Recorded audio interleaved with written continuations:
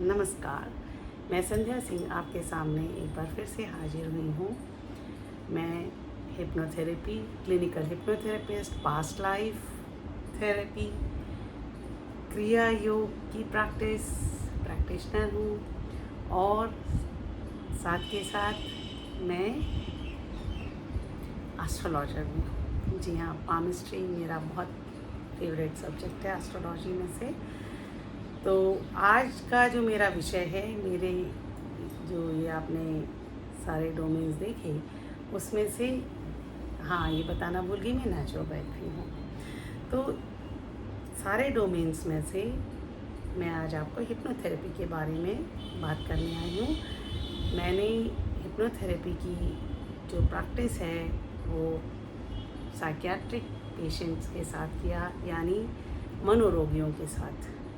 बहुत ज़्यादा मतलब वैसे वाले तो कई लोग मेरे उससे लाभान्वित हुए। उसके बाद मैंने जो है नॉर्मल जो चीज़ें थी जो किसी को तंग नहीं कर रही, दूसरे तंगियां हैं, जैसे किसी को फाइनेंस की दिक्कत है, कोई रिलेशनशिप की दिक्कत है, किसी को बीमारी से रिकवरी नहीं हो रही, कोई मानसिक रूप से डिप्रेशन में है, कोई एग्रेशन में है। हाँ, तो मैं उन सभी पर ये अभ्यास करती हूँ।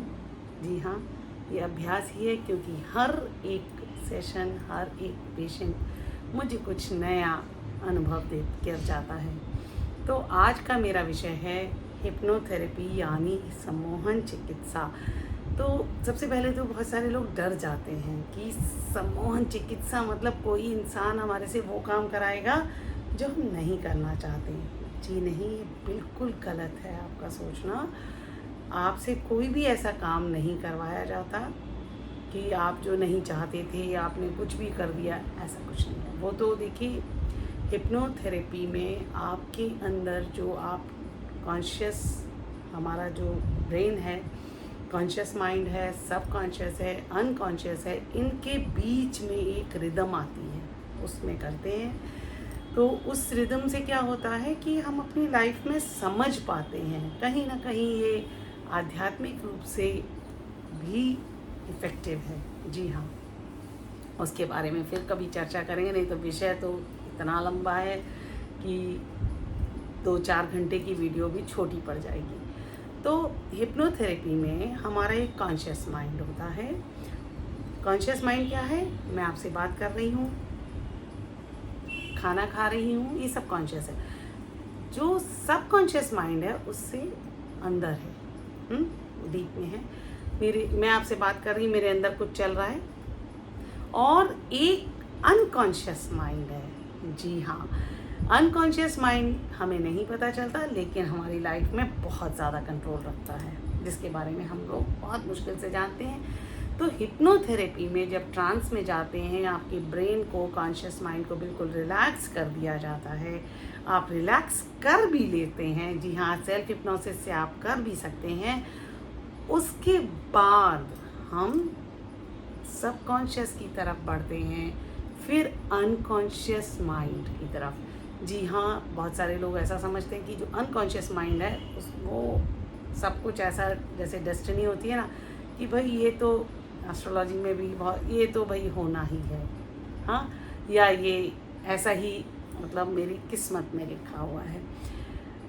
किस्मत में लिखा हुआ को बारे में अभी मैं बात नहीं करती, लेकिन मैं ये ज़रूर जानती हूँ कि अनकॉन्शियस माइंड, जिसको हम प्री डिटरमिन्ड मानते हैं और ये मानते हैं उसको बदला नहीं जा सकता, होनी को बदला नहीं जा सकता, उस तरह की बात है।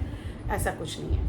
आप अनकॉन्शियस माइंड को रोज़ बदल रहे हैं, लेकिन आपको पता नहीं है कैसे बदलते हैं। आपको कोई इंसान मिला, जिससे मिलना आपको अच्छा लगा, कोई मोटिवेटर मिला, कोई गाना मिला, उसने क्या करा, आपके अनकॉन्शियस माइंड में कुछ चेंज लाया। आपने पूजा करी, आपको कुछ चेंज आया, कुछ इंसाइट आई।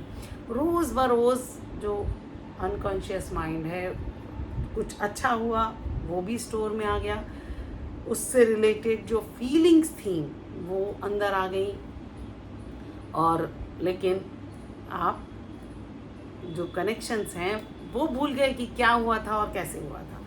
तो हम अनकॉन्शियस माइंड में भी रोज़ डेटा डाल रहे हैं और कभी कभी बदल भी रहे हैं। तो हिप्नोथेरेपी में हम उस डेटा में से जो सही डेटा है उसको एक नया डायरेक्शन दे सकते हैं। हाँ, और आपकी चॉइस से, ये थेरेपिस्ट की चॉइस नहीं है।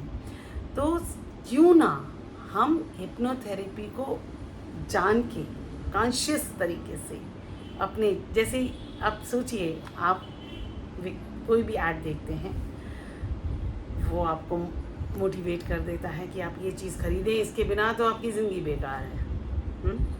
तो ये क्या है? माया। माया यानी हिप्नोथेरेपी, हिप्नोसिस, सम्मोहन। आप सम्मोहन में जा रहे हैं, हम सारे सम्मोहन में ही जी रहे हैं। मैं दुखी होती हूँ एक सम्मोहन में, जी हाँ। जैसे हम कोई मूवी देखते हैं, हम उस जो हीरो या हीरोइन है उसके दुख के साथ अपने आप को समझ लेते हैं और हम कई बार आंसू निकल आते हैं। कई बार वो जब हंसने की बात होती है तो हम हंसने लग जाते हैं, हीरो के साथ हंसते हैं, हीरोइन के साथ हंसते हैं, हीरो के साथ रोते हैं, हीरोइन के साथ। तो ये सब हिप्नोसिस है। जी हाँ, आपको कोई कन्विंस करता है अपनी बातचीत से। कहीं भी जिंदगी का कोई भी ऐसा नहीं है, जैसे माया है ना, जितना ये सत्य है कि माया जो है हमारी ज़िंदगी का बहुत बड़ा हिस्सा है, उतना ही बड़ा सत्य है कि हम हिप्नोसिस में जीते हैं। तो क्यों ना हम इसका ताला खोलें और चाबी अपने हिसाब से बना सकें। ये हिप्नोसिस का फ़ायदा है। तो ऐसे में हम क्या कर सकते हैं? बहुत सारी चीज़ें, सेल्फ एफर्मेशंस हैं। जैसे हमने बचपन में देखा होगा, हमारी टीचर कहती थी मैं रोज़ होमवर्क करके लाऊंगी, पूरे पेज में 10 टाइम्स लिखो। क्यों?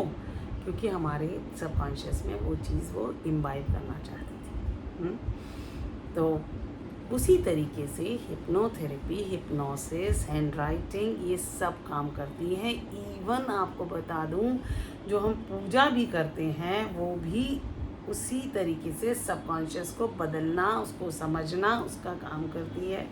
हमारा अनकॉन्शियस माइंड, सॉरी जो लोग थोड़ा ज़्यादा रिचुअल करते हैं, मैं उनको चैलेंज नहीं कर रही, पर ये सबसे बड़ा सच है कि हम जब पूजा या रिचुअल करते हैं, कोई उपाय करते हैं ज्योतिष का, उन सब में हम अपने अनकॉन्शियस माइंड में चेंज लाते हैं। अगर हम उसमें चेंज नहीं ला पाते, हमने इतनी स्ट्रॉन्ग बाउंड्रीज बना रखी हैं, तो आपने देखा होगा कई लोगों के उपाय बहुत अच्छे फटाक से आ जाते हैं, कई फिर कहते हैं हाँ जी ये विश्वास था ना उसका। क्या विश्वास था? आपने अपने अनकॉन्शियस माइंड को एक फ्रेश एटीट्यूड से, नई इन्फॉर्मेशन से भरा। ये तो हो गई हमारी। उसी तरीके से दवा है, हम दवा खाते हैं, इलाज करवाते हैं बीमार पड़ने पर कुछ लोग जो हैं जल्दी ठीक होते हैं, कुछ लोग नहीं ठीक होते और कुछ लोग टाइम लगाते हैं। उसके पीछे क्या रीज़न है? हमारा अंदर जो है, जो कि 85% से ज़्यादा है, वो जो बॉडी में एंजाइम्स, हार्मोन्स, दिमाग इस पर काबू रखता है। तो अब आप समझ लीजिए कि कैसे हम हिप्नोथेरेपी से उसका फ़ायदा उठा सकते हैं, सम्मोहन चिकित्सा। और ये तो हो गई बीमारी की बात। एस्ट्रोलॉजी में भी अगर हमारी एस्ट्रोलॉजिकली कुछ कहा गया है तो उसका भी हमें पता है, उसमें जो है हम उसमें बदलाव ला सकते हैं अपनी थॉट को, क्योंकि एस्ट्रोलॉजी भी हमारे कहीं ब्रेन पर ही सबसे पहले रोल ले आती है।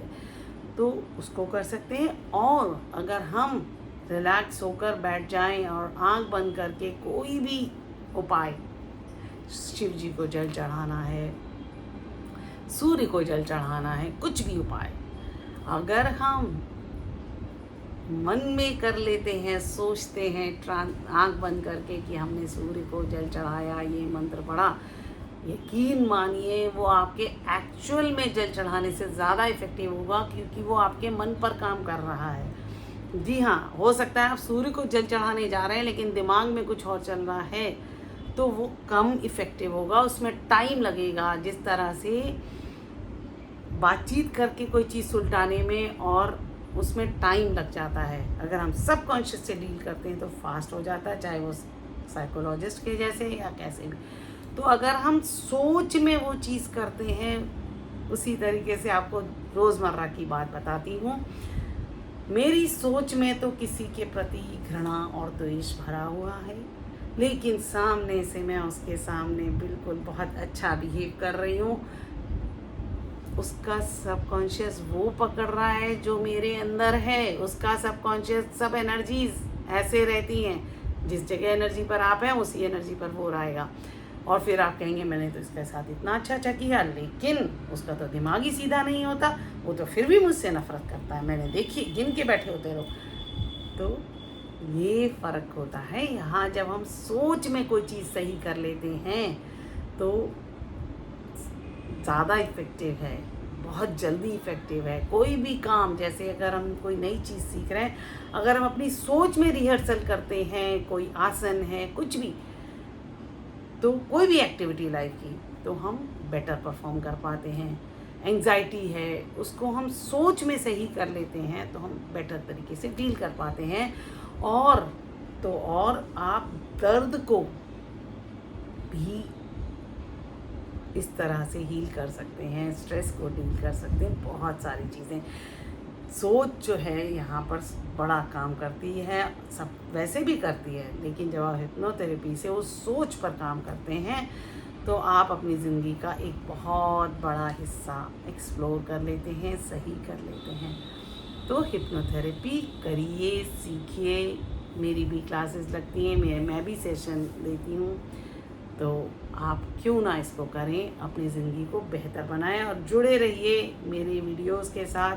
अगला वीडियो मैं आपके सामने जो लाऊंगी वो सेल्फ हिप्नोसिस पर लाऊंगी। फिर धीरे धीरे मैं कुछ ना कुछ आपके साथ शेयर करती रहूँगी हिप्नोथेरेपी के ऊपर।